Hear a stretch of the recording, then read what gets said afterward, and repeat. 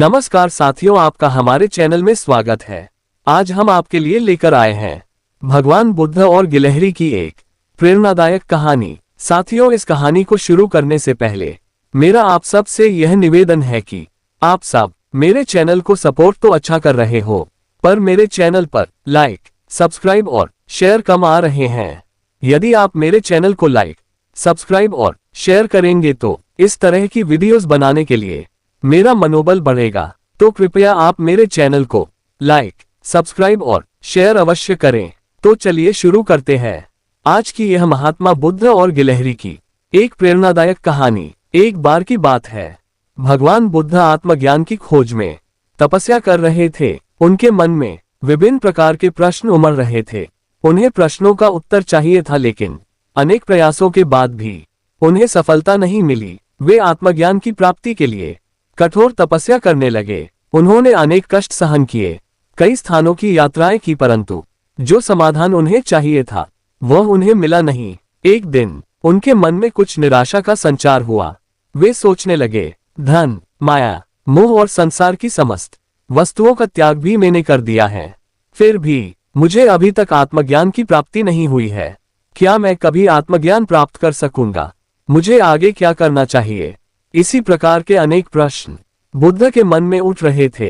तपस्या में सफलता की कोई किरण दिखाई नहीं दे रही थी और इधर बुद्ध ने प्रयासों में भी कोई कमी नहीं छोड़ी थी। वे उदास मन से इन्हीं प्रश्नों पर मंथन कर रहे थे। इसी दौरान उन्हें प्यास लगी। वे अपने आसन से उठे और जल पीने के लिए सरोवर के पास गए। वहां उन्होंने एक अद्भुत दृश्य देखा कि एक गिलहरी मुंह में कोई फल लिए सरोवर के पास आए और वह फल उसके मुंह से छूटकर सरोवर में गिर गया। गिलहरी ने देखा कि फल पानी की गहराई में जा रहा है। गिलहरी ने पानी में छलांग लगा दी। उसने अपना शरीर पानी में भिगोया और बाहर आ गई। बाहर आकर उसने अपने शरीर पर लगा पानी झाड़ दिया और फिर से सरोवर में कूद गई। उसने ये क्रम जारी रखा।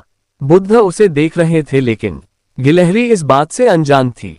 वह लगातार अपने काम में जुटी रही। बुद्ध सोचने लगे कि ये कैसी गिलहरी है। ये गिलहरी सरोवर का जल को कभी नहीं सुखा सकेगी। लेकिन इसने हिम्मत नहीं हारी। ये पूरी शक्ति लगाकर सरोवर को खाली करने में जुटी है। अचानक बुद्ध के मन में एक विचार का उदय हुआ। ये तो गिलहरी है, फिर भी अपने लक्ष्य को प्राप्त करने में जुटी है। फिर मैं तो मनुष्य हूँ, मुझे आत्मज्ञान प्राप्त नहीं हुआ तो? मेरे मन में निराशा के भाव आने लगे। फिर महात्मा बुद्ध ने विचार किया कि मैं फिर से तपस्या में जुट जाऊंगा। इस प्रकार महात्मा बुद्ध ने गिलहरी से भी शिक्षा प्राप्त की और फिर से तपस्या में जुट गए। और एक दिन उन्हें आत्मज्ञान प्राप्त हो गया और वे भगवान बुद्ध हो गए। तो साथियों, महात्मा बुद्ध से जुड़ी यह कहानी आपको कैसी लगी, हमें अवश्य कमेंट करके बताएं। अगर यह कहानी आपको अच्छी लगी हो तो कृपया आप हमारे चैनल को लाइक, सब्सक्राइब और शेयर जरूर करें। धन्यवाद।